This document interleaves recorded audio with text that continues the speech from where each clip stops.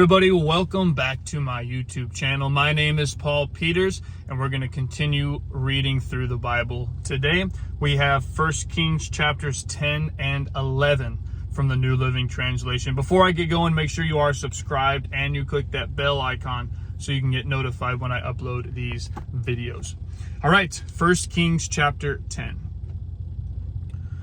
When the queen of Sheba heard of Solomon's fame, which brought honor to the name of the Lord, she came to test him with hard questions. She arrived in Jerusalem with a large group of attendants and a great caravan of camels loaded with spices, large quantities of gold, and precious jewels. When she met with Solomon, she talked with him about everything she had on her mind. Solomon had answers for all her questions. Nothing was too hard for the king to explain to her. When the queen of Sheba realized how very wise Solomon was, and when she saw the palace he had built, she was overwhelmed.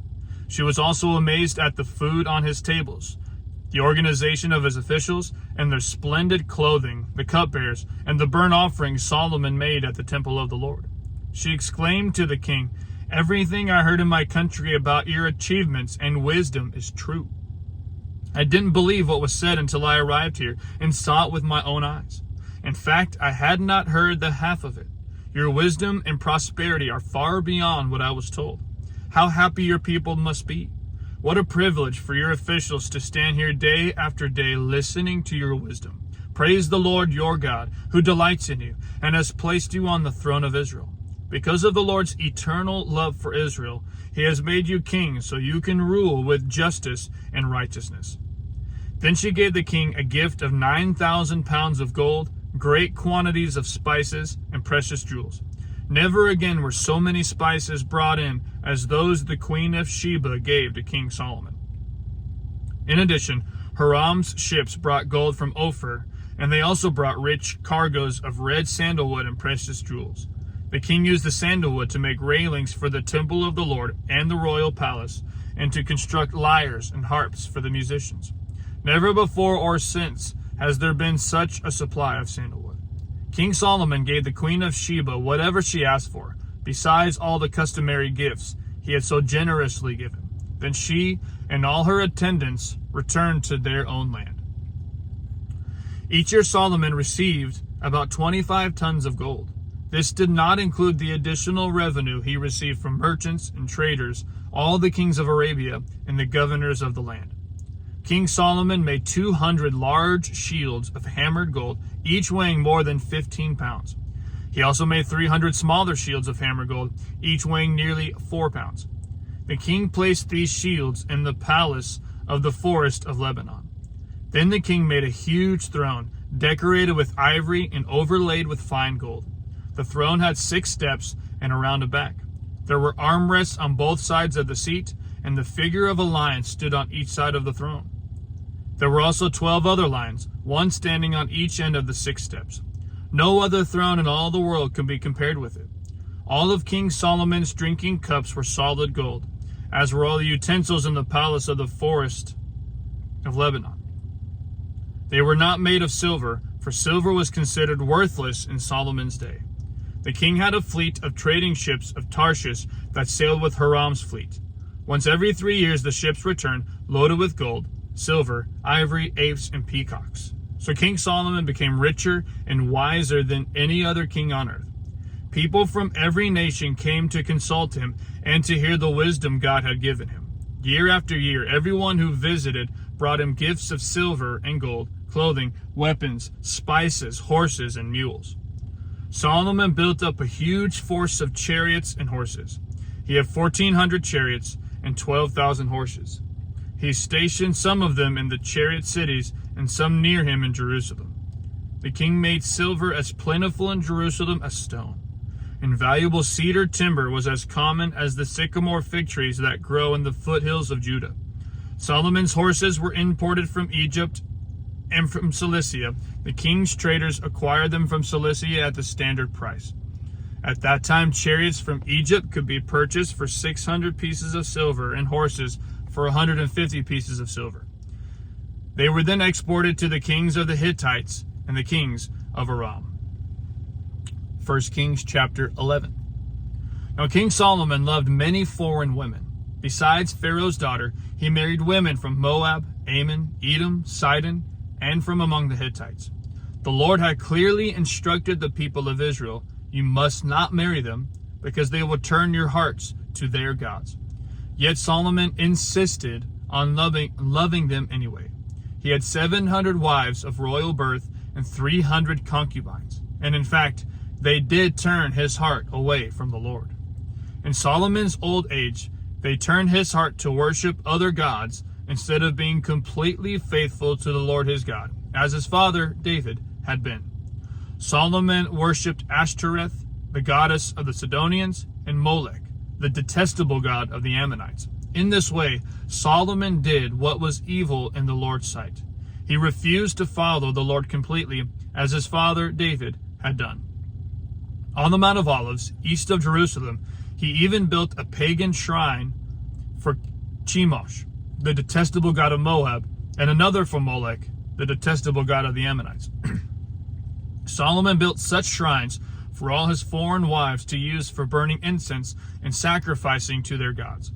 The Lord was very angry with Solomon, for his heart had turned away from the Lord, the God of Israel, who had appeared to him twice. He had warned Solomon specifically about worshiping other gods, but Solomon did not listen to the Lord's command. So now the Lord said to him, "Since you have not kept my covenant and have disobeyed my decrees, I will surely tear the kingdom away from you and give it to one of your servants. For the sake of your father, David, I will not do this while you are still alive. I will take the kingdom away from your son. And even so, I will not take away the entire kingdom. I will let him be king of one tribe for the sake of my servant David and for the sake of Jerusalem, my chosen city." Then the Lord raised up Hadad the Edomite, a member of Edom's royal family, to be Solomon's adversary. Years before, David had defeated Edom. Joab, his army commander, had stayed to bury some of the Israelite soldiers who had died in battle. While there, they killed every male in Edom. Joab and the army of Israel had stayed there for 6 months, killing them. But Hadad and a few of his father's royal officials escaped and headed for Egypt. Hadad was just a boy at the time. They set out from Midian and went to Paran, where others joined them. Then they traveled to Egypt and went to Pharaoh, who gave them a home, food, and some land. Pharaoh grew very fond of Hadad, and he gave him his wife's sister in marriage, the sister of Queen Taphnes. She bore him a son named Genubath. Taphnes raised him in Pharaoh's palace among Pharaoh's own sons. When the news reached Hadad in Egypt that David and his commander Joab were both dead, he said to Pharaoh, "Let me return to my own country." "Why?" Pharaoh asked him. "What do you lack here that makes you want to go home?" "Nothing," he replied. "But even so, please let me return home." God also raised up Rezon, son of Eliada, as Solomon's adversary. Rezon had fled from his master, King Hadadezer of Zobah, and had become the leader of a gang of rebels.